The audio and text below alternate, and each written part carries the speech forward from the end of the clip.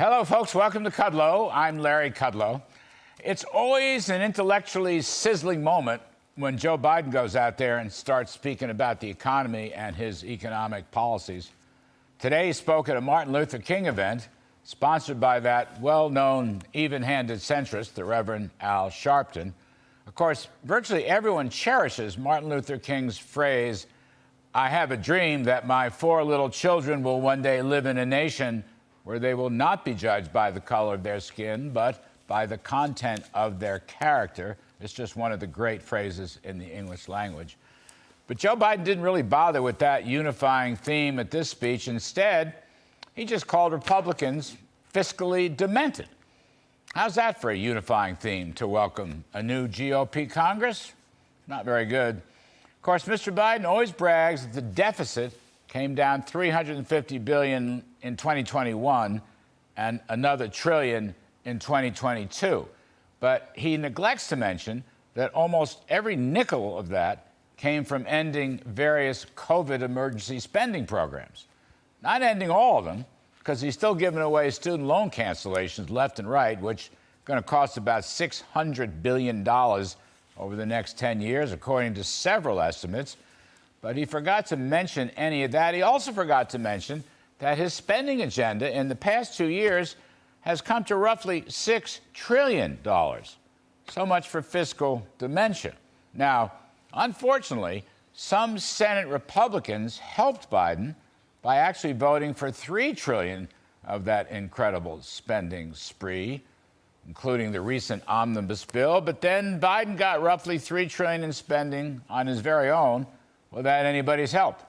But the point is, Biden hadn't done anything to reduce spending or cap spending or restrain spending, not one droplet of fiscal restraint on his part. And hopefully, the era of Republican Senate compliance with Biden's big government socialism has come to an end with the new GOP House, hopefully. As usual, Mr. Biden tries to take credit for creating new jobs, except the problem here is he hadn't really created any new jobs. Jobs lost during the COVID pandemic have returned. Now, that's a good thing, but it's way below the trend line, which would have probably added 5 to 7 million actual new jobs, that from the pre-COVID Trump baseline trend.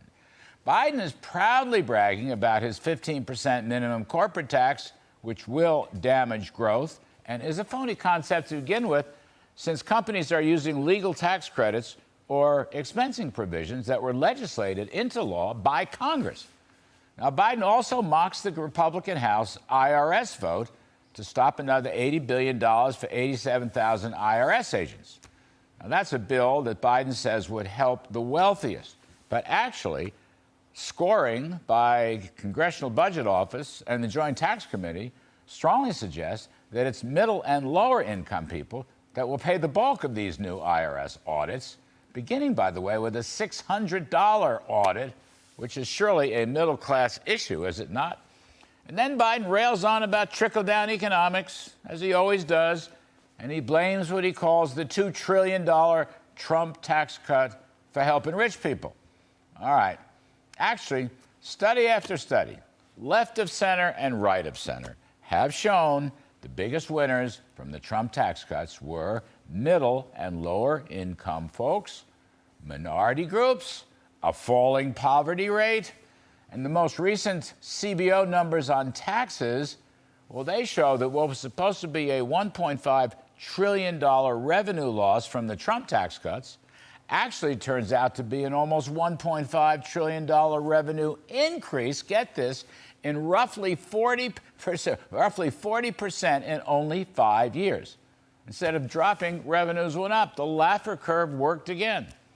So perhaps Joe Biden has a bit of fiscal dementia himself. Meanwhile, Kevin McCarthy made it absolutely clear over the weekend that the GOP wants new spending caps and budget cuts in their debt negotiations. And our friend Kevin Hassett has a great idea.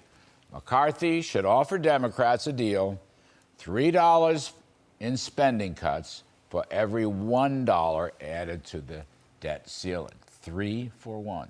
Now that is what I call fiscal intelligence.